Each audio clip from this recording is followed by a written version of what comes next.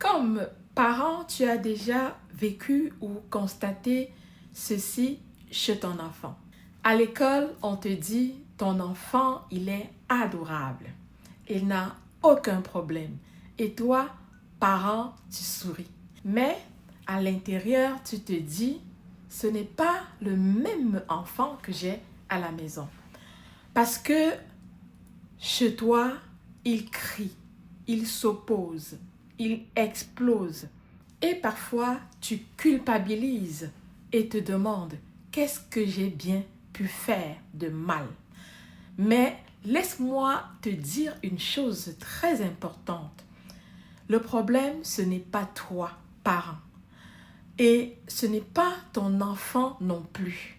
C'est ce que personne ne t'a expliqué sur son comportement qui pose problème. Et aujourd'hui, tu vas enfin comprendre. Il est important de comprendre tout d'abord que ton enfant ne choisit pas où exploser. La chose essentielle à savoir, c'est que ton enfant ne fait pas exprès d'être sage dehors et difficile à la maison. Il ne choisit pas où être difficile. Il libère là où il se sent en sécurité. Et ce n'est pas de la manipulation. C'est une question de sécurité émotionnelle. Et cette sécurité, c'est toi. Si à l'école, il se contrôle et à la maison, il se relâche, c'est parce que chez toi, parent ou à la maison, il se sent simplement en sécurité. Oui, ton enfant explose avec toi parce qu'il sait que tu ne vas pas partir. C'est dur à entendre, mais c'est une épreuve de lien. Essayons de comprendre la raison de ce comportement à travers l'image qui suit. Imagine une cocotte minute. Toute la journée, ton enfant accumule des frustrations, des efforts, des émotions retenues, du stress. À l'école, il se contrôle, il se retient, il s'adapte, mais il ne libère rien. Et quand il rentre à la maison, c'est l'explosion. Ce que tu vois comme crise, c'est en réalité une décompression. La crise n'est pas le problème, c'est le trop-plein accumulé durant la journée à l'école, le problème. Il y a un épuisement invisible chez l'enfant. Ce que tu ne vois pas, c'est l'effort énorme que ton enfant fait toute la journée. Surtout s'il a un problème spécifique tel le TDAH, l'hypersensibilité, le TSA, etc. Il lutte pour rester assis, pour écouter, pour comprendre et gérer ses émotions. Tout ça pour lui, c'est comme courir un marathon en silence. Et arrivé à la maison, il n'a plus rien dans le réservoir. Et quand il n'y a plus d'énergie, il n'y a plus de contrôle. À l'école, beaucoup d'enfants portent un masque. Et à travers ce masque, ils imitent, ils se retiennent, ils font comme les autres.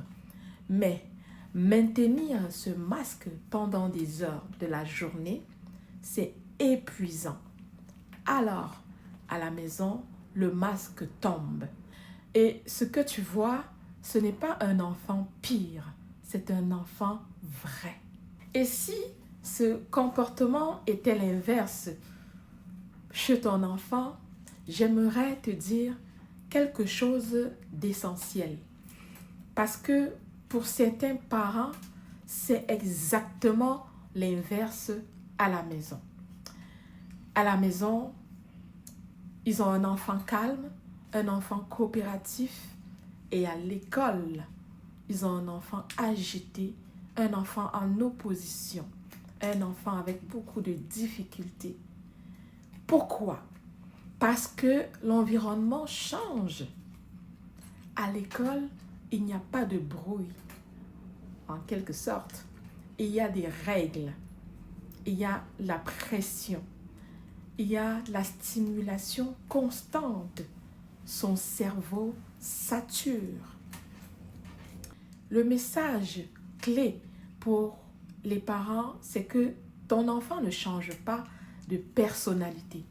Il réagit à ce qu'il vit.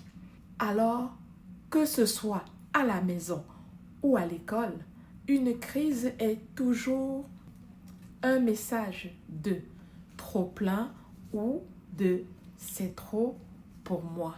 Voici quelques solutions ou stratégies ultra concrètes. La première stratégie, c'est accueillir avant de corriger. Exemple, je vois que tu es à bout ou je vois que tu es fatigué. Nommer l'émotion ou nommer le comportement égale apaiser. La deuxième stratégie, c'est de créer une voie ou un SAS de décompression. Exemple, avant les devoirs, propose-lui une collation préférée, un repos ou un jeu ludique. La troisième stratégie, c'est adapter tes attentes. Fin de journée égale à fatigue maximale. Alors, donne à ton enfant moins d'exigences. La quatrième stratégie, c'est offrir des sorties émotionnelles, comme bouger, parler, dessiner. L'émotion doit sortir. La cinquième stratégie, c'est de changer de regard. Ce n'est pas un enfant difficile. Change ton regard d'enfant difficile à un enfant débordé. Parce que ton enfant n'est pas difficile, il est plutôt débordé. En conclusion, retiens ceci. Ton enfant n'explose pas contre toi. Il explose auprès de toi et ça change tout. Parce que derrière chaque crise, il y a un besoin. Et derrière chaque besoin, il y a une opportunité de comprendre. Si cette vidéo t'a aidé, écris « Je comprends maintenant ». Like pour soutenir les parents et partage à un parent qui culpabilise. Surtout, abonne-toi à notre chaîne Oasis du coaching parental parce qu'un enfant compris est un enfant apaisé. À très vite!